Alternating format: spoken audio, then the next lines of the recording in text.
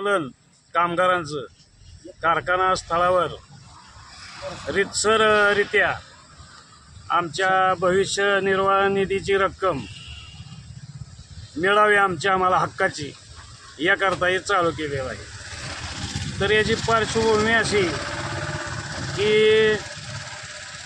या जवळजवळ 250 कामगार आहेत, फंडाची रक्कम मिळावी असे कामगार आहेत। यातील बरेचसे कामगार मैत झाले तरी अजून हा प्रश्न सुटलेला नाही।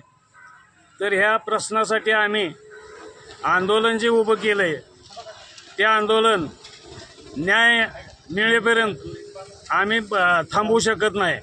आता पार सगळ्याच्या नरड्याला आलंय, बरेचसे कामगार मैत झाले याच्यातून। तर ह्याचा मॅनेजमेंटने काय असेल तो निर्णय लवकरात लवकर घ्यावा हीच आमची विनंती।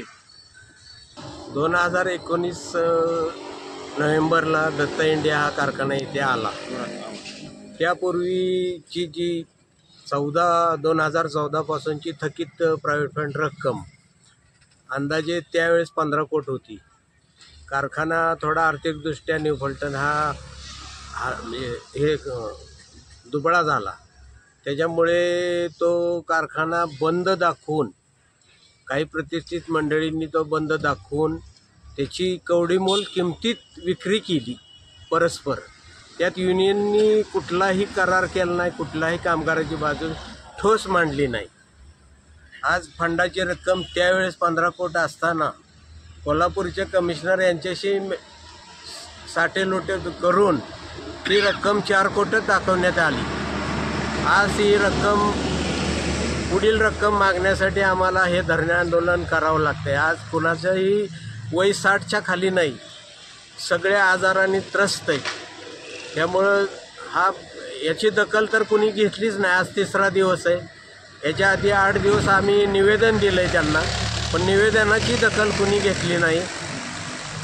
साधी ह्या मंडपासाठी आम्ही फक्त लाईटची मागितली होती, ती लाईट दिली गेली नाही। आम्ही परस्पर आमच्या मित्राच्या घरून घेतलेली आहे।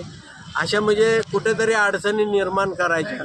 आज आमच्या विधवा महिलासुद्धा आल्या होत्या, त्यांना सुद्धा म्हणजे त्यांचा थोडासुद्धा विचार त्यांनी केला नाही की चला आज ह्या लोकांना इथं येऊन मॅनेजमेंटचे लोक येऊन काहीतरी सांगावं। अजून ते कुठल्या घमेंडीत त्यांनाच माहिती नाही, पण आम्ही ठाम सांगतो। मी सगळ्या कामगारांना सुद्धा हेच सांगितलंय, इथं कसलीही तोडपाणी चालणार नाही, कुणीही येऊ द्या कुणी। इथं फक्त आता पैसे घेऊनच हे कामगार उठणार आहेत, ह्याशिवाय दुसरा मार्ग आम्ही कुठला नाही। ही जी आत्ता दत्त इंडिया ही पूर्ण लबाड कंपनी, यांनी लोकांच्या जीवनाशी खेळायचं चालवलं। इथल्या स्थानिक लोकांना कुठे नोकरी देण्यात बाहेरचे लोक त्यांनी पूर्ण भरलेली आहेत।